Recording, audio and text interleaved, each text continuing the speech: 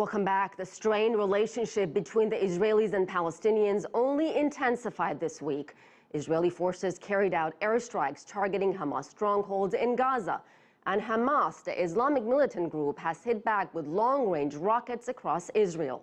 Joining us now from New York is Raghida Dergham. She's a columnist and senior diplomatic correspondent for the London-based Al-Hayat, a leading daily pan-Arab newspaper. Raghida, welcome to the program.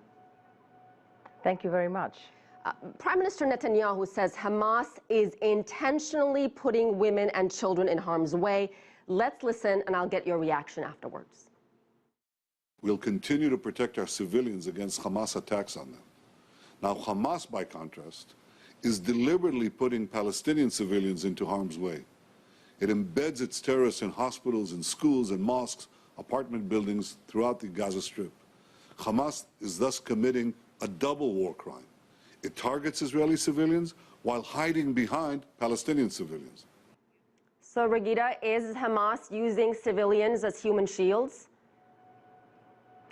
Even to assume if they were, in fact, using civilians as a human shield, the Israelis trying to warn ahead of time, as they claim, is a fallacy, and it's a failure. Therefore, if there is war crime committed by Hamas, it is twice as of a war crime committed by Israel. Targeting civilians or targeting any civilian places, whether they are homes, whether they are parks, this is against humanitarian law, international humanitarian law. Now look at the loss of the civilian lives by the Palestinians, over 100 already, and look at what's happening with the Israelis just explaining and blaming Hamas without even an apology for such a loss of life. I want to say that the reckless political behavior is not only by the Israeli government, it's also by the Hamas authorities. And therefore, I think they both are using civilians in different ways and with different proportions. The Hamas rockets have not killed Israelis, luckily, but I think they're irresponsible as well. Let's really step back and take a look at what's going on and look at the losses, and let's talk about what does each one of them want. They are reckless political leaders from both sides, and people are paying the price. Paul Hershon, the Israeli Foreign Ministry spokesman we just spoke to, says Israel doesn't want to keep putting a Band-Aid on the situation. They want to dismantle the terror machine for good. Your thoughts? Well, they want to dismantle everything, not the terror machine only. They want to dismantle, the Israelis want to dismantle the government, the unity government. They want to dismantle the ability of the Palestinians to say they want to have a normal life. They want to, the only thing they want to keep is to have the Palestinians in the West Bank, through the Palestinian Authority, do the security work for them. The Israelis have not been fair to the Palestinians. That's the bottom line. There are occupiers in the, not only occupiers, the settlers in the West Bank. And there is the occupation that is continuing, particularly in the West Bank. And if you want to tell me that Gaza is no longer occupied, well, then let them lift all these sieges and all that. I mean, then we could really call it a free place. It is not a free place. It is a pseudo non-occupied territory. The point is this: there is always a way to make it to a two-state solution. And unfortunately, I fear and I feel that the Israelis do not want the two-state solution.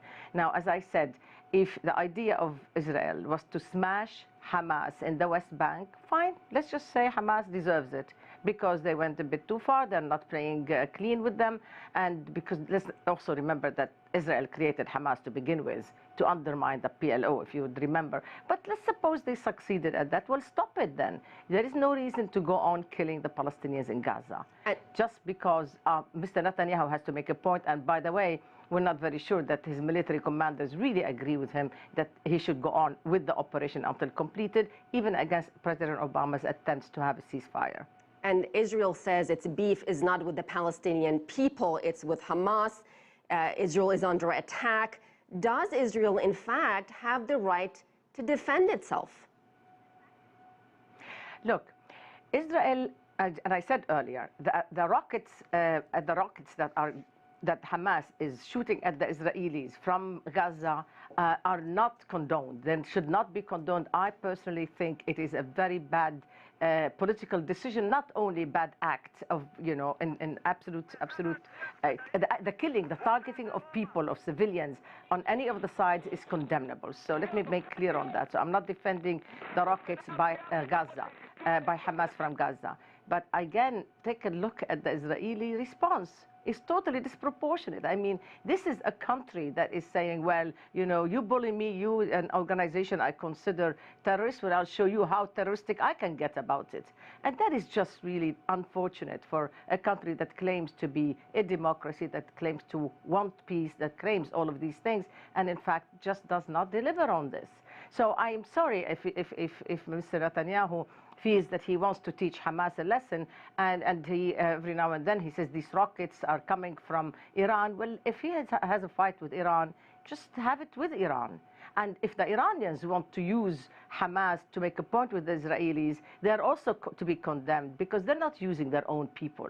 The Iranians are not fighting the Israelis with Iranians. They're fighting the Israelis with Arabs. So in fact, let's just really look at the geopolitics of this, and when we try to find a solution, hope to go back to the basics. The basics are this: there is a people under occupation. Yes, the Palestinians are under occupation for decades, and this is an abnormal life to live. Raghida, you're a distinguished journalist. You've covered the region for a long time. You know the story very well. Do you believe Hamas is a big part of the problem here, and the fact that they've now formed the government with Fatah, number one, and number two, is Palestinian Authority President Mahmoud Abbas an effective leader? Mahmoud Abbas is absolutely the president. Nobody is saying he's not, but the trouble is that his hands are tied continuously. The more he gives to the Israelis, the less they give back. The more he tries to, compromise and make it a point that he really wants a two-state solution, they never. The more they take away his ability to convince his people that yes, he's getting something in return. So Mahmoud Abbas is not about to fall.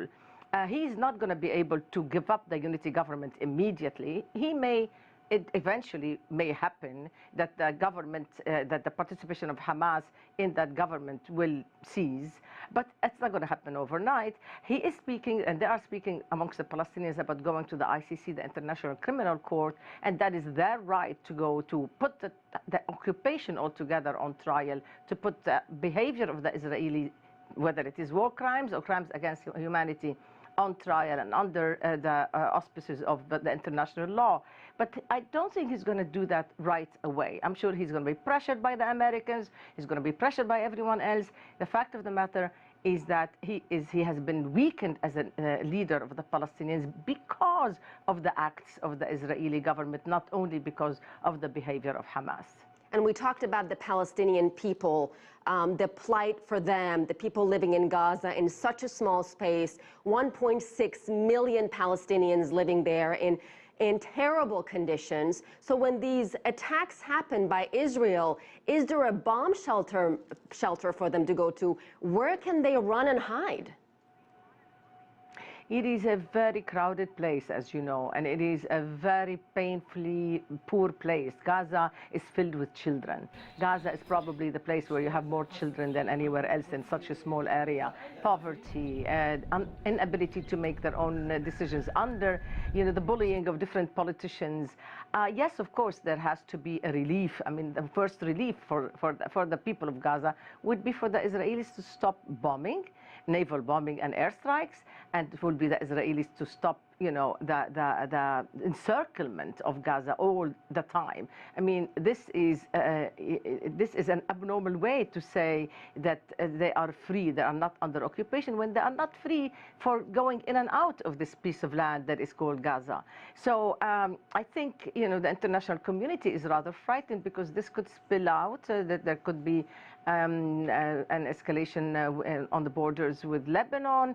It could be something like we've seen twice before, an escalation by both that will lead to lots of Palestinian casualties. Let's be clear about that. Lots of Palestinian casualties. And then everyone will come and say, oh, you stop now, enough. But then guess what? those who died in vain because of the situation and because of this abnormality. All right. Thank you so much, Raghida Dergham. Appreciate you being on the program. Thank you. Thank you very much. And that's it for this edition of The Heat. We will